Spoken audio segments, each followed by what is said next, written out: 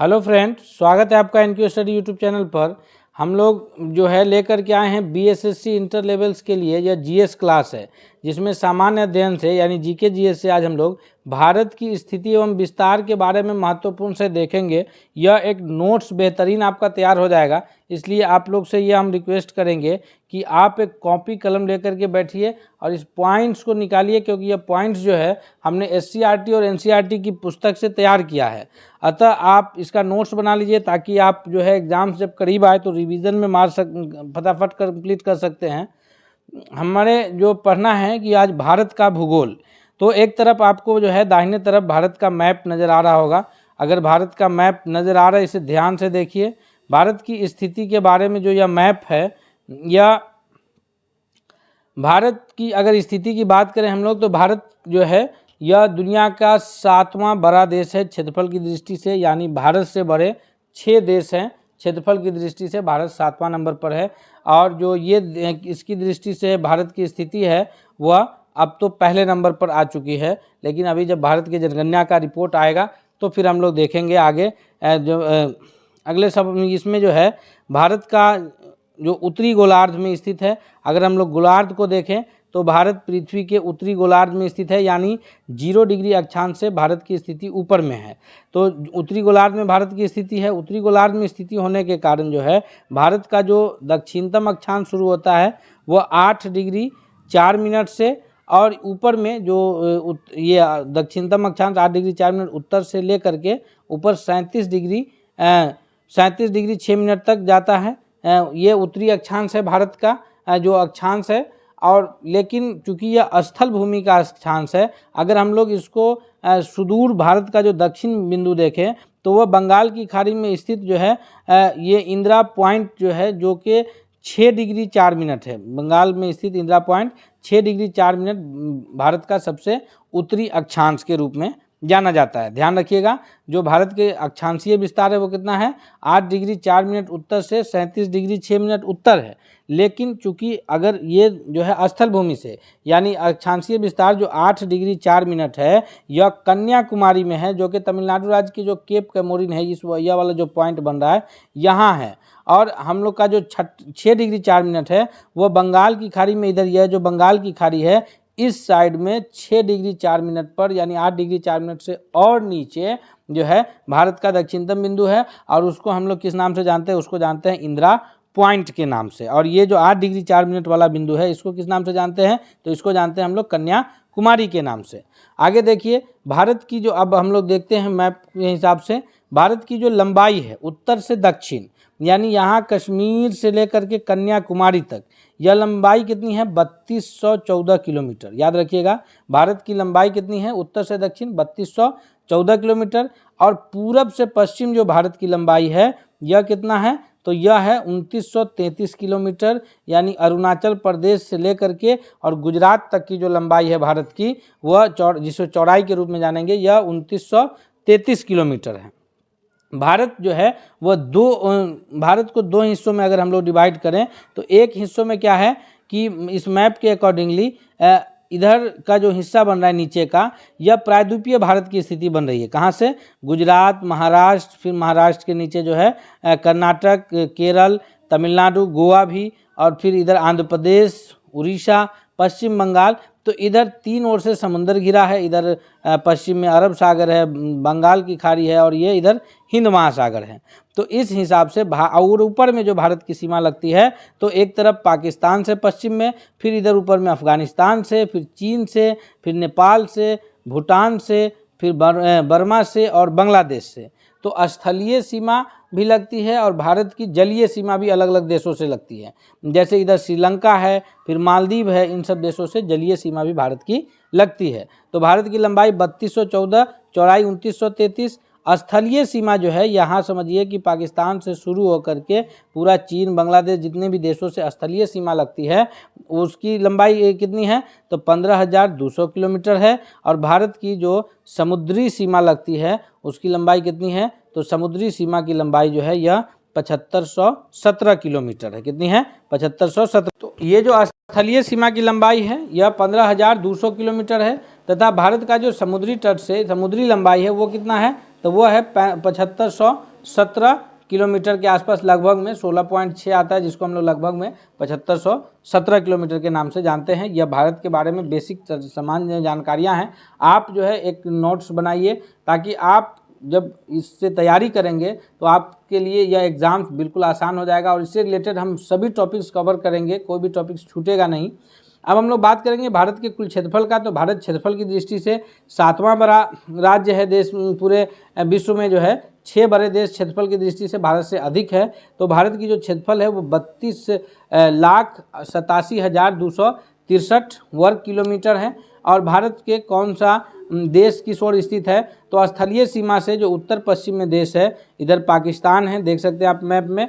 पाकिस्तान के बाद जो है यहाँ ये अफ़गानिस्तान की सीमा सटती है। अफ़गानिस्तान के बाद जो है फिर इधर चीन की सीमा सटती है। तो ये उत्तर पश्चिम में पाकिस्तान और अफ़गानिस्तान से लगती है। फिर उत्तर में तिब्बत, जो कि अब चीन का हिस्सा हो चुका है तिब्बत, और फिर चीन, उसके बाद नेपाल, उसके बाद जो है भूटान से लगती है। और फिर इधर पूरब में बांग्लादेश, जो कभी पूर्वी बंगाल था, बंटवारे के पश्चात जो है पूर्वी पाकिस्तान बना, लेकिन 1971 में यह स्वतंत्र बांग्लादेश बन चुका है, उससे लगती है। और फिर म्यांमार से लगती है, जिसको बर्मा के नाम से भी जानते थे। तो म्यांमार से इसकी सीमा लगती है भारत की। तो ये भारत के पड़ोसी, स्थल पड़ोसी देश है। अगर हम लोग जलीय पड़ोसी देश की बात करें तो वो श्रीलंका है और मालदीव है। अगले सवाल के ऊपर आगे देखते हैं हम लोग। आगे है हमारे स्क्रीन पर कि बंगाल की खाड़ी में जो है, बंगाल की खाड़ी में अंडमान निकोबार द्वीप समूह है। यहाँ बंगाल की खाड़ी में, यहाँ हमारे पास बंगाल की खाड़ी में अंडमान निकोबार द्वीप समूह है। और इधर अरब सागर में जो है यहाँ लक्षद्वीप स्थित है, जो कि भारत के द्वीप समूह है। उसके बाद जो भारत की जो ये सीमा है, तो दक्षिण पश्चिम में जो सीमा लगती है, दक्षिण पश्चिम में इधर, यहाँ यह मालदीव से सीमा लगती है, तथा इधर जो है यह श्रीलंका से सीमा लगती है। और भारत की जो जलीय सीमा है वह इस पॉइंट पर, यहाँ ध्यान से देखिए, तो इस पॉइंट पर जो है भारत की जलीय सीमा पाकिस्तान से जलीय रूप से भी लगती है, और यहाँ बांग्लादेश से भी भारत की सीमा जलीय रूप से एक दूसरे से टच करती है। तो भारत का जो जुड़ाव है वह पाकिस्तान से स्थल और जलीय दोनों से है, बांग्लादेश से भी स्थल और जलीय दोनों से है। बाकी अगर चीन की बात करें, नेपाल की बात करें, अफगानिस्तान की बात करें, तो यह सब देश जो है केवल भारत के स्थल सीमा से कनेक्ट है, और श्रीलंका है तो यह केवल जलीय सीमा से कनेक्ट है, मालदीव से केवल जलीय सीमा से कनेक्ट है। अब जो है हम लोग ये देखेंगे कि भारत की जो ये है, आगे भारत से रिलेटेड जानकारी, कि भारत को अब कर्क रेखा के रूप में अगर हम लोग बांटे, तो जो भारत का, पहले हम बताए हैं कि 8 डिग्री 4 मिनट उत्तरी अक्षांश से भारत की स्थिति शुरू होती है, और यहाँ ऊपर में 37 डिग्री 6 मिनट जो है उत्तरी अक्षांश पर भारत की स्थिति है, यह स्थलीय स्थिति है। वहीं जलीय स्थिति में 6 डिग्री 4 मिनट से जलीय स्थिति शुरू होती है। कर्क रेखा जो कि 23.5 डिग्री उत्तरी अक्षांश है, यह भारत को 8 राज्यों से होकर के गुजरती है, और भारत के बिल्कुल बीचों बीच से गुजरती है। भारत के बीचों बीच से यह रेखा गुजरती है, जिसको ट्रॉपिक ऑफ कैंसर इंग्लिश में कहते हैं। मित्र पर गमछा झार, याद रखिएगा यह जो ट्रिक है कि मित्र पर गमछा झार, इस ट्रिक के जरिए आप इसको याद रख सकते हैं कि जो भारत की स्थलीय ये कर्क रेखा जिन राज्यों से गुजरती है, मित्र पर गमछा झार के नाम से उसे हम लोग याद रख सकते हैं।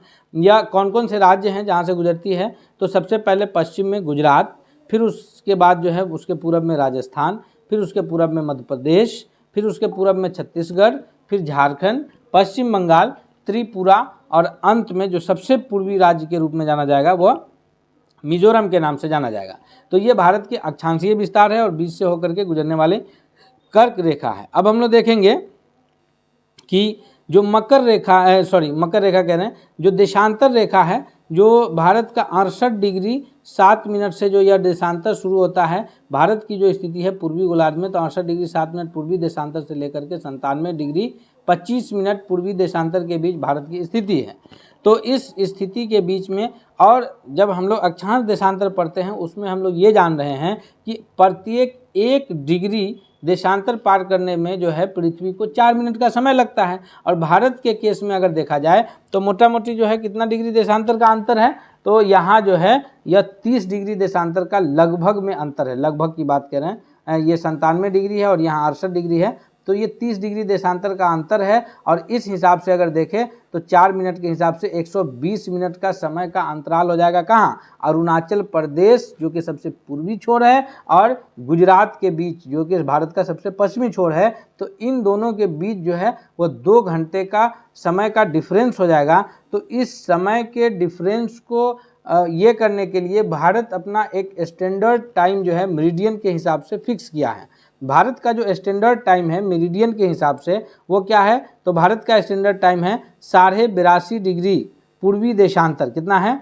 82.5 डिग्री। यहाँ से ये वाला वर्टिकल लाइन जो आ रहा है, जिसे आप गौर से देखिएगा मैप में, यह 82.5 डिग्री जो वर्टिकल लाइन है, यह भारत का जो है यह कौन सा समय है? तो इसको स्टैंडर्ड मेरिडियन लाइन के कहते हैं। भारत का मानक यामोत्तर रेखा के नाम से जाना जाता है। कितना? 82.5 डिग्री। 82.5 डिग्री के हिसाब से अगर देखें तो जो 0 डिग्री देशांतर है ग्रीनिच, उससे भारत का समय 5 घंटा लगभग 30 मिनट आगे है। ये 5 घंटा 30 मिनट पूरता है और जो कि लगभग बीचों बीच की स्थिति आती है देशांतरीय हिसाब से। और इस वजह से पूरे भारत का यह मानक समय है। यानी अभी जो हमारे यहाँ जो समय हो रहा है, अगर मान लीजिए अभी 8 बज रहा है तो यह 8 गुजरात में भी बज रहा होगा और यह 8 अरुणाचल प्रदेश में भी हो रहा होगा। समय के अंतराल में कोई कमी नहीं होगी, लेकिन सूर्योदय और सूर्यास्त में जो कमी है वो हमेशा बना रहेगा।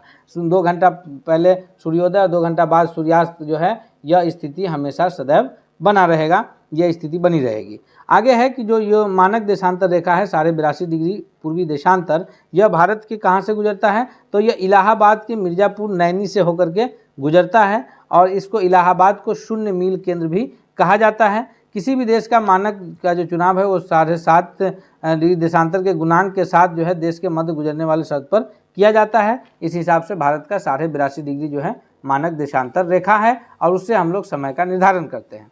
आगे हम लोग भारत के भौतिक प्रदेश को देखते हैं। इससे पीछे हम लोग भारत के संबंधित जो विभिन्न बेसिक जानकारी है जो हमें होना ही चाहिए, जैसे उसको एक बार फिर से हम लोग दोहरा लेते हैं। भारत के संबंधित जो बेसिक जानकारी हम लोग पढ़े हैं कि भारत का जो अक्षांशीय विस्तार है 8 डिग्री 4 मिनट पूर्वी 8 डिग्री 4 मिनट जो है यह उत्तरी गोलार्ध से ले में और 37 डिग्री 6 मिनट तक उत्तरी गोलार्ध में है। उसके बाद जो है ये 68 डिग्री 7 मिनट से लेकर के 97 डिग्री 25 मिनट तक जो पूर्वी देशांतर है, ये है भारत की जो लंबाई है वो कितना है? तो 3214 किलोमीटर और 2933 किलोमीटर चौड़ाई है। और फिर क्या है कि भारत से होकर के 8 राज्यों से कर्क रेखा गुजरती है। इन सभी बातों को हम लोग डिटेल्स में पढ़े हैं। आगे बढ़ते हैं हम लोग। अब आपसे रिक्वेस्ट करेंगे कि अगर आप अब तक चैनल पर नए हैं तो प्लीज़ आप चैनल को सब्सक्राइब कर लीजिए और कोई भी जो ऐसे वीडियो आएगा सबसे पहले आप तक पहुंचेगा। BSSC इंटर लेवल की तैयारी NQ स्टडी पर कराया जा रहा है। सारे वीडियो आपको मिलते रहेंगे और जो है डिस्क्रिप्शन में मौजूद नंबर पर आप PDF के लिए संपर्क कर सकते हैं। वहां से आपको PDF प्रैक्टिस सेट सभी आपको उपलब्ध कराए जाएंगे। भारत की जो भौतिक स्वरूप है, भारत के भौतिक स्वरूप को हम लोग अलग अलग हिस्सों में डिवाइड कर रहे हैं। भौतिक स्वरूप के हिसाब से क्या है कि जैसे हिमालय पर्वत श्रृंखला है उत्तर में, फिर उत्तरी मैदान है जो ये गंगा का मैदान है जिसमें बिहार, उत्तर प्रदेश, पंजाब का जो मैदान का इलाका है। उसके बाद फिर इधर प्रायद्वीपीय पठार का इलाका है, ये वाला प्रायद्वीपीय पठार का। फिर जो है भारत के मरुस्थलीय भूमि है। उसके बाद फिर तटीय मैदान है और फिर जो द्वीप समूह है भारत का, ये सबके बारे में भारत के जितने भी प्रादेशिक क्षेत्र है इसके बारे में अब हम लोग एक एक करके पढ़ने जा रहे हैं। आगे है हिमालय पर्वत के बारे में सबसे पहले हम लोग देखेंगे। तो हिमालय पर्वत जो है यह उत्तर में स्थित है। हिमालय पर्वत को पर्वतराज के नाम से भी जानते हैं। पर्वतराज यानी जिसका अर्थ क्या होता है? पर्वतों का राजा। हिमालय पर्वत की बात अगर किया जाए तो हिमालय पर्वत केवल भारत में फैला है, बल्कि हिमालय पर्वत का जो फैलाव है पाकिस्तान, अफगानिस्तान, भारत, नेपाल, भूटान, चीन और म्यांमार तक हिमालय पर्वत का फैलाव है। जो विश्व की सबसे ऊंची चोटी है जिसको एवरेस्ट के नाम से हम लोग जानते हैं, एवरेस्ट चोटी, यह हिमालय पर्वत में ही है स्थित है। और हिमालय पर्वत की ही ऊंची चोटी विश्व की सबसे ऊंची चोटी है जो कि नेपाल में स्थित है। कहाँ स्थित है? याद रखिएगा, विश्व की सबसे ऊंची चोटी एवरेस्ट नेपाल में स्थित है और नेपाल में एवरेस्ट चोटी को सागर माथा कहते हैं, याद रखिएगा। संसार की सबसे ऊंची पर्वत चोटी हिमालय में ही स्थित है जी, एवरेस्ट नाम है उसका, नेपाल में उसको सागरमाथा कहते हैं। आगे है कि हिमालय के निर्माण का जो प्रथम उत्थान है 650 लाख साल पहले हुआ था, मध्य हिमालय का उत्थान 450 लाख पहले हुआ है। इस प्रकार जो है, और ये हिमालय में जो प्रमुख हमारे तीर्थ स्थल है जैसे हरिद्वार, बद्रीनाथ, केदारनाथ, गोमुख, देव, ऋषिकेश, ये सभी हिमालय के क्षेत्र में ही अवस्थित है। अब जो हिमालय की कुछ चोटियां हैं जो भारत में स्थित है, हम लोग उसको देखेंगे। तो नेपाल में स्थित माउंट एवरेस्ट है, सागरमाथा के नाम से जानते हैं, विश्व की सबसे ऊंची चोटी है जिसकी ऊंचाई कितनी है 8848 मीटर है, यानी 8.8 किलोमीटर हो गया। दूसरा है K2, है ना, जिसे गाडविन ऑस्टिन के नाम से जानते हैं, भारत में स्थित है, लेकिन वो POK वाला जो एरिया है, पाक ऑक्युपाइड कश्मीर के एरिया में जो है यह स्थित है। तो इसमें जो है यहाँ गाडविन ऑस्टिन स्थित है, K2 के नाम से जानते हैं, 8611 किलोमीटर। उसके बाद कंचनजंगा है जो कि सिक्किम और नेपाल सीमा पर स्थित है, 8586 किलोमीटर है। मकालू है, नेपाल में स्थित है, 8462 किलोमीटर है। धौलागिरी भारत में स्थित है। उसके बाद जो है मनसालू है, यह भी नेपाल में स्थित है। नंगा पर्वत, उसके बाद अन्नपूर्णा है, त्रिशूला है, फिर नंदा देवी, बंदरपूंछ और बद्रीनाथ, ये सभी जो है ऊंचाई क्रमशः जो है भारत ये हिमालय के रिलेटेड पर्वतों के ऊंचाई इस प्रकार यहाँ क्रमशः दिए हैं। आगे है कि हिमालय की जो 5 श्रेणियां में बांटा गया है और इससे अक्सर प्रश्न पूछे जाते हैं एग्जाम्स में, याद रखिएगा इसे। हिमालय की 5 जो श्रेणी हैं, जैसे पंजाब हिमालय जो कहाँ से कहाँ के बीच की श्रेणी है, तो पंजाब हिमालय जो है यह सिंधु और सतलज नदी के बीच का हिस्सा है। यहाँ पे आप मैप में देख सकते हैं कि भारत में वो कौन सा हिस्सा है और वहाँ से जो है कौन सी श्रेणी, काराकोरम, लद्दाख, जश्कर जो है ये हिमालय के जो पंजाब हिमालय है जो कि सिंधु और सतलज नदी के बीच का भाग है। फिर आगे कुमायूं हिमालय है जो कि सतलज और काली नदी के बीच का भाग है। यहाँ देखिए सतलज रिवर और इधर जो काली रिवर उसके बीच जो है कुमायूं हिमालय है। फिर उसके बाद नेपाल हिमालय है, मैप में भी आप देखते रहिए ध्यान से। नेपाल हिमालय काली और तीस्ता नदी के बीच का भाग है। फिर इधर असम हिमालय है जो कि तीस्ता और दिहांग नदी के बीच का भाग है। और फिर जो है पूर्वांचल उधर पड़ता है जो दिहांग नदी से आगे का जो हिस्सा है, ये यहाँ जो सबसे अंत में दिहांग रिवर है उसको। तो इससे भी अक्सर प्रश्न बनते हैं, जब हम इस पर प्रैक्टिस सेट करेंगे तो उसमें देखेंगे कि इससे किस प्रकार के प्रश्न बनते हैं। तो इस प्रकार आगे जो हिमालय से रिलेटेड कुछ और जानकारियाँ हैं हमारे पास कि हिमालय जो है यह भारत की उत्तरी सीमा पर विस्तृत हिमालय भूगर्भ के रूप में युवा एवं बनावट की दृष्टि से वलित पर्वत श्रृंखला है। हाँ, हिमालय की जो बनावट की दृष्टि है वो एक वलित पर्वत श्रृंखला है, जबकि अरावली पर्वत जो है वो वलित नहीं है। हम पर्वत के 4 प्रकार जब हम लोग पढ़ेंगे, पर्वत को पढ़ेंगे, तो उसमें भी देखेंगे हम लोग बेहतरीन ढंग से। ये पर्वत श्रृंखला पश्चिम पूर्वी दिशा में सिंधु से लेकर ब्रह्मपुत्र तक फैली है। हिमालय विश्व की सबसे ऊंची पर्वत श्रेणी है। यह एक अत्यधिक असम अवरोधों में से एक है। उसके बाद है कि यह 2400 किलोमीटर की लंबा में फैले एवं वृत्त का निर्माण करते हैं। इसकी चौड़ाई कश्मीर में 400 किलोमीटर एवं अरुणाचल प्रदेश में 150 किलोमीटर है। पश्चिमी भाग की अपेक्षा पूर्वी भाग की ऊंचाई में अधिक विविधता पाई जाती है। अपने पूरे देशांतरीय विस्तार के साथ हिमालय को 3 भाग में बांट सकते हैं। तो इस प्रकार जो है आज की इस क्लास में हम लोग भारत के संबंधित जो है भारत की स्थिति, विस्तार एवं भारत के प्रमुख जो पर्वतीय इलाका है उसके बारे में डिटेल्स जानकारी हासिल किए हैं। हम उम्मीद करते हैं कि यह क्लास आपको पसंद आया होगा। हम हाजिर होंगे अगले दिन अगले क्लास के साथ। तब तक के लिए धन्यवाद। अगर आपको इससे रिलेटेड कोई PDF या किसी भी प्रकार की जानकारी से संबंधित चाहते हैं तो डिस्क्रिप्शन में जो नंबर मौजूद है आप उस पर कॉल या व्हाट्सएप कर सकते हैं, या फिर आप जो है ये मेल जो दिया गया है डिस्क्रिप्शन में उस पर ईमेल कर सकते हैं, जहां से आपको PDF और जो प्रैक्टिस सेट है वो उपलब्ध कराए जाएंगे। बहुत बहुत धन्यवाद। मिलते हैं अगले दिन अगले क्लास के साथ।